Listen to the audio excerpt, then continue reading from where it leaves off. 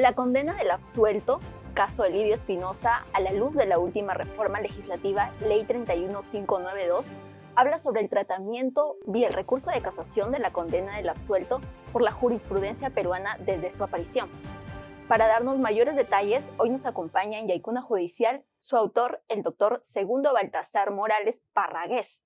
Él es doctor en Derecho, docente de la Academia de la Magistratura, ex miembro del Consejo Nacional de la Magistratura y además ex juez superior de nuestra Corte Superior de Justicia de Lambayeque, a donde regresa hoy para brindar sus aportes con diferentes puntos que trata en su libro. Bienvenido, doctor, a Yaicuna Judicial. Muchas gracias a Yaicuna Judicial por la invitación que hace a mi persona. Tengo entendido que Yaicuna significa acceso, llegar a todos, y en el Perú existe una necesidad de que la justicia llegue y acceda a todas aquellas personas que verdaderamente están buscando justicia. Doctor, existe un término que va a ser importante que podamos entender durante toda la entrevista y sobre todo va a dar paso al tema en sí. Recurso de casación. ¿A qué se refiere? Bueno, para entender lo que es el recurso de casación, tendría que explicarles que cuando hay un conflicto entre personas o entre la sociedad y alguna persona que no se ponen de acuerdo cómo resolver ese conflicto, deciden ir a un juez para que resuelva ese conflicto. En ese proceso que van ante un juez, se presentan una serie de decisiones que los jueces toman. Cuando resuelve el juez el conflicto en un sentido, el derecho establece que la persona que se siente agraviada o perjudicada por lo que ha resuelto ese juez tiene derecho al recurso de apelación. Ahí aparecen por primera vez los recursos. El recurso de apelación. Cuando el juez en primera instancia resuelve y va al recurso de apelación, la apelación es resuelta por 3 jueces. Antes se llamaban vocales, hoy se llaman jueces superiores. Esto se da en el proceso civil, proceso penal, proceso laboral, proceso contencioso, en todos los procesos. Y debe acabar ahí el proceso.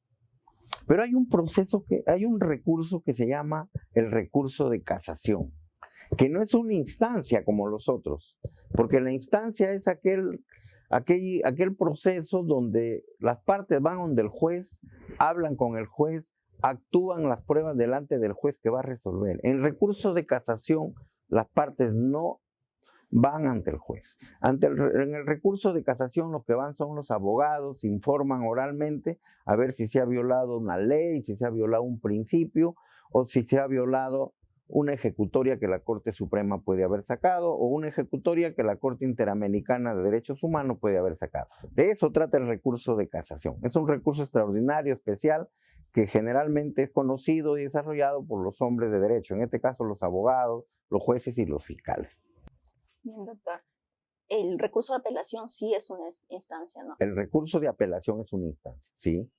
Esa es la diferencia fundamental entre el recurso de casación y el recurso de apelación. Perfecto. Entonces, doctor, también hay otro término por ahí que es, o una ley, ¿no? La 31592, que es la que lo menciona en su libro, ¿no? ¿Cómo lo vinculamos con el recurso de casación? Se vincula de la siguiente manera. Cuando se da el nuevo Código Procesal Penal, que entra en vigencia el 2006, este nuevo código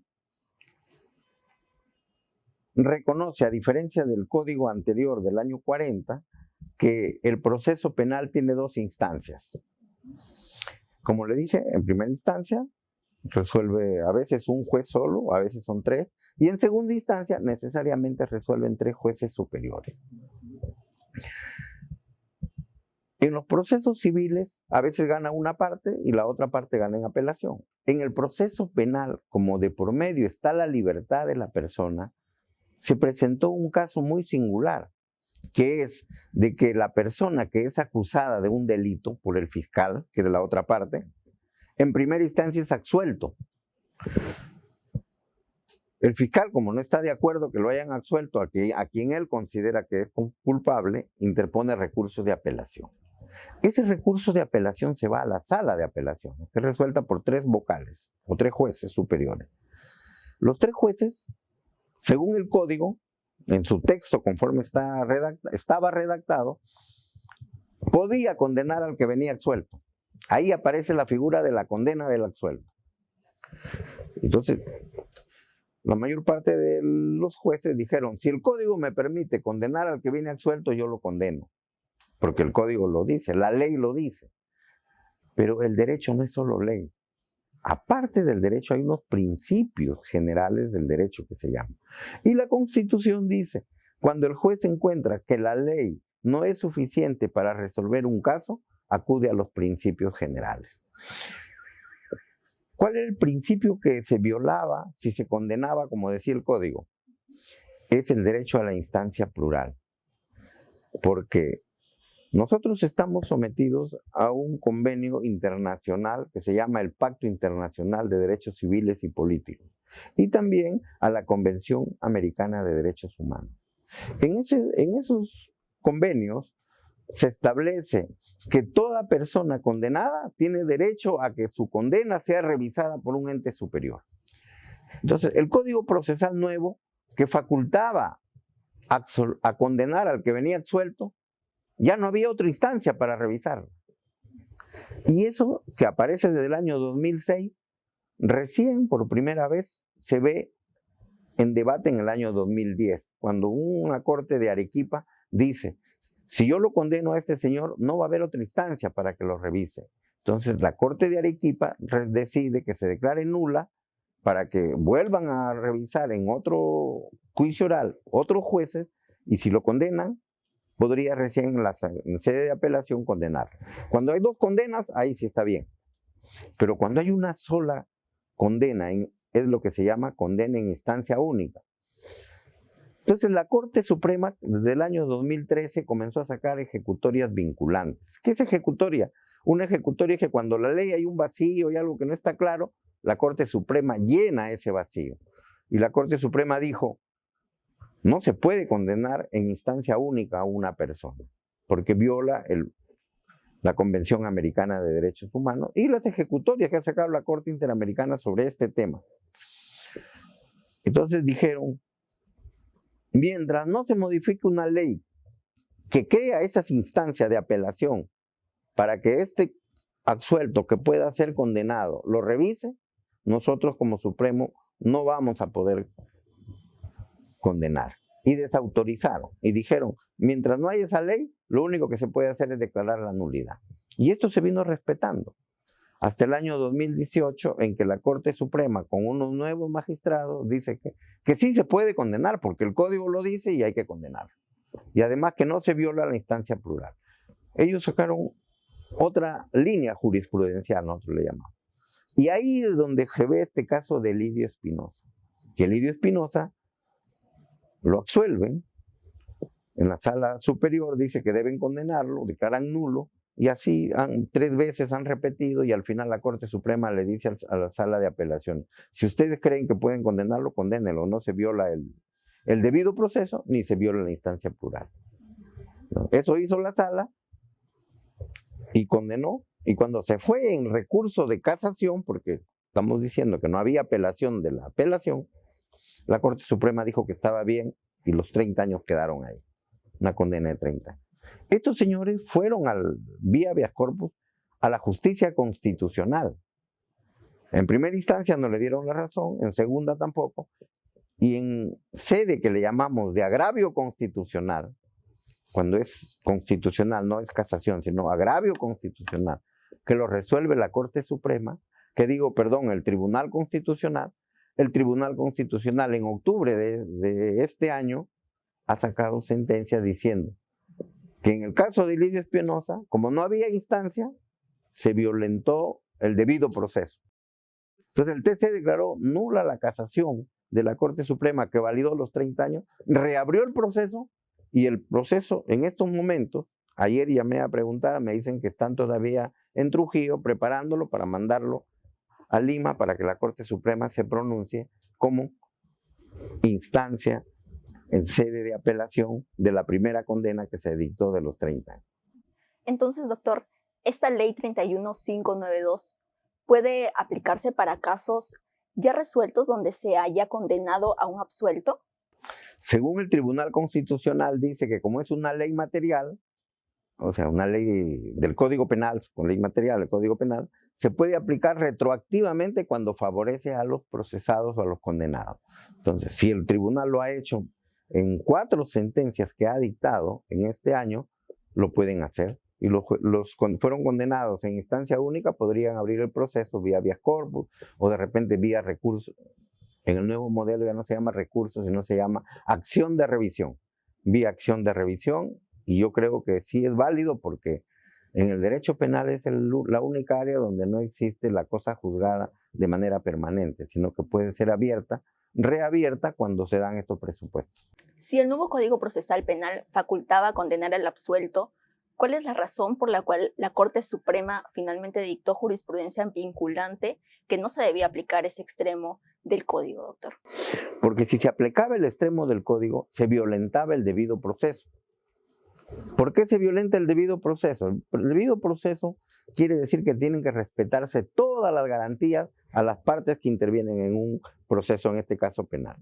¿Por qué se violenta el debido proceso? Porque uno de los principios que ordena que el proceso sea correcto se llama el principio de la instancia plural. Si se condena en instancia única, se viola el debido proceso. Esa decisión es nula. Así la dicte la Corte Suprema, es nula. ¿Por qué? Porque se va un juez constitucional y el juez constitucional o el juez de garantías constitucionales va a decir vía proceso habeas corpus o proceso de amparo de que como se ha violentado el debido proceso, es nula esa decisión.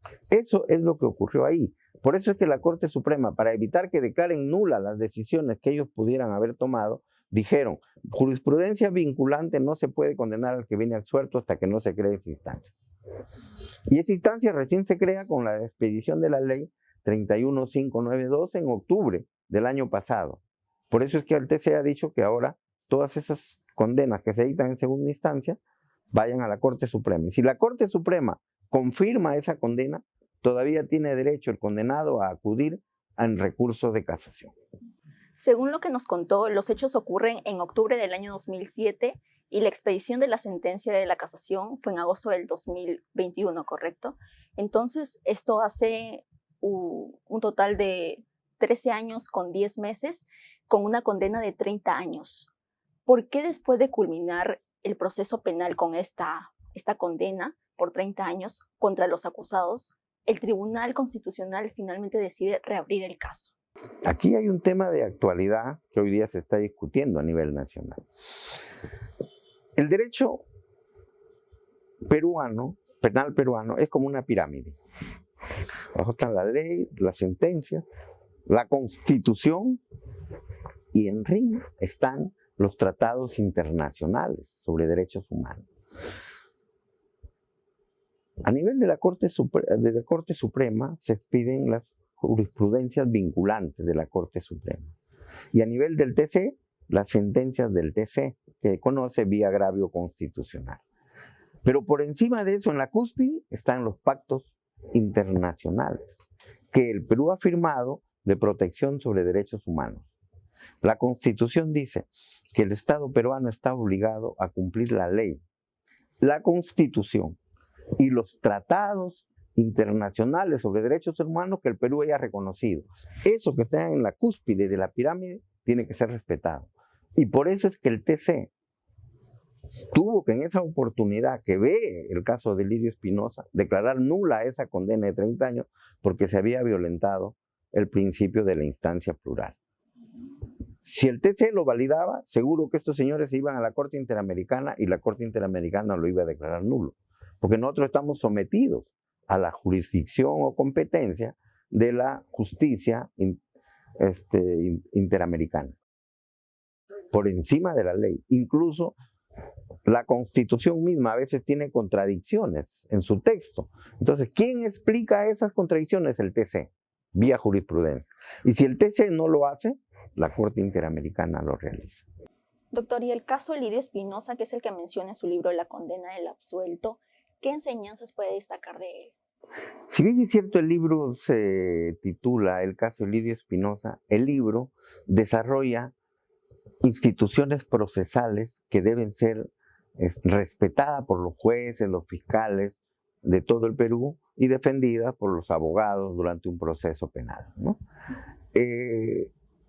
Ahí se hace un desarrollo de lo que se entiende por la argumentación jurídica. Los jueces, cuando resuelven un caso, tienen que argumentar, tienen que motivar, tienen que decirnos por qué están resolviendo en ese sentido.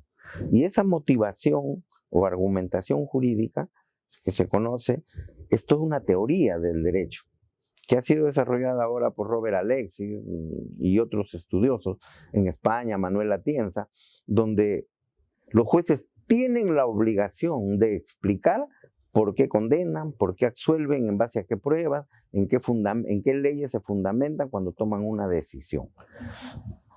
Eso es lo que se conoce como la teoría de la argumentación jurídica. Pero los jueces, aparte de eso, también tienen que acudir a los principios generales del derecho o a la filosofía del derecho, que son tópicos ya de desarrollo para llenar esos vacíos, esos huecos que encuentra la ley. Eso lo hemos desarrollado ahí. ¿Qué se entiende por instancia plural? ¿Qué se entiende por juez imparcial? ¿Qué se entiende por no reformatio imperio o no la reforma en peor? ¿O qué se entiende por motivación? Así como también cuál es la forma en que los jueces deben trabajar antes de resolver un caso. Lo primero que tienen que decidir los jueces es, ¿esta ley contraviene o no contraviene la Constitución? Si contraviene la Constitución, pues no la tiene que aplicar. Eso se llama metodología jurídica. ¿Cuál es la herramienta que va a utilizar el juez para resolver el caso? Tiene que ver. Y ahí, en la metodología jurídica se determina si es un caso fácil de resolver o un caso difícil. Los casos difíciles o los casos complejos o los casos trágicos es lo que se llaman los casos emblemáticos, donde la ley no te da las herramientas al juez para resolver el caso y tiene que acudir a estas herramientas que yo les he explicado. Muy bien, doctor. Entonces, la condena del absuelto, caso Elídio Espinosa, a la luz de la última reforma legislativa, ley número 31592, definitivamente va a ser de bastante aporte para los magistrados. ¿Cuál cree usted que son los aportes que más destaca tanto para jueces y fiscales? El aporte principal y lo que me ha motivado a mí a escribir este libro es de hacer ver a los jueces de que para resolver un caso no hay que limitarse a lo que dicen los códigos, hay que acudir a estas otras herramientas que ya les he mencionado. Porque la labor del juez no es resolver un caso, no es producir más sentencias. La labor del juez es producir justicia, hacer justicia. En cada problema penal hay un problema de conflicto entre un delito y a veces los inculpados o acusados alegan que ellos no han cometido el delito. Entonces, tiene que el juez cuidar en no condenar a alguien que es inocente o absolver a alguien que siendo culpable lo absuelve. Porque hay unas víctimas que están clamando justicia. En el caso de Elídio Espinosa, a la fecha han pasado 16 años. Hay 4 ciudadanos trujillanos que fueron asesinados y que hasta ahora no se resuelve el caso. Su familia no recibe justicia. Y hay 8 policías, 7 porque Elídio Espinosa, me olvidé decirles antes de que la Corte Suprema pida la casación, falleció. O sea, hay 7 personas que han sido condenadas a 30 años de pena privativa de libertad. Hay todavía los oficios de órdenes de captura porque no se han dejado sin efecto y que también ellos están alegando que son inocentes. Ellos dicen que nunca han quitado la vida como el fiscal dice, sino que ha habido un enfrentamiento entre la policía con los delincuentes y ahí han muerto. Eso tiene que discutirse en un proceso penal. Y esos hechos que pasaron y tienen que reabrirse o presentarse en un proceso, pues en la parte de un proceso que se llama el juicio oral, el fiscal tiene que llevar todas las pruebas y los otros rebatirlo. Si las pruebas demuestran que es responsable, la sentencia será condenatoria. Si no lo hace, tendrá que ser absolutoria. Y si para el juez hay duda, también tendrá que absolverlo. Porque hay un principio del derecho que dice, es preferible absolver a un culpable que condenar a un inocente. Es un principio que rige para todos los jueces en el mundo. Bien, doctor. Bueno, como usted lo mencionó, son 16 años que han pasado de este caso. Y definitivamente va a ser tema de discusión para los diferentes académicos, ¿no? Claro, es un tema de debate. Doctor, por sus aportes el día de hoy aquí en Yaicuna Judicial. Gracias a Yaicuna Gracias al señor presidente por darme esta oportunidad donde se están discutiendo todos estos temas. Hoy día, por ejemplo, hay un debate que se ha abierto recién a raíz de que, ¿qué es lo que prima? ¿Una ley o un acuerdo plenario o jurisprudencia vinculante? Es un tema que va a ser discutido en la Judicatura Nacional, en los estudiosos del derecho, y estoy seguro que en su momento ustedes también van a tener oportunidad de clarificar este tema. Muchas gracias. Claro, y van a poder ver un poco de estos temas en su libro, ¿no? En la condena del absuelto. Muy bien, muchísimas gracias, doctor. Muchísimas gracias también a ustedes por habernos acompañado un día más aquí en Yaycuna Judicial. Con nosotros será hasta una próxima edición.